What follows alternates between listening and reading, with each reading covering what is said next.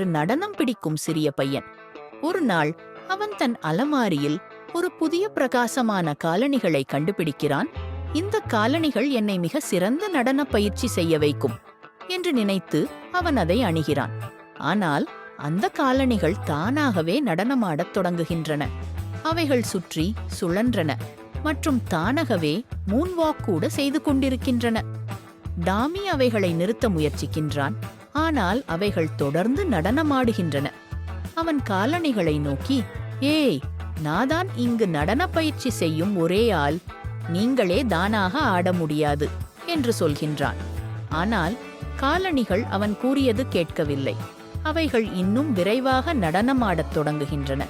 Shoe shuffle மற்றும் striker twist என புதிய நிதானங்களை உருவாக்குகின்றன. டாமி கவலையுடன் இறுதியில் அந்த காலணிகளுடன் ஒரே நேரத்தில் நடனமாடத் தொடங்கினான்.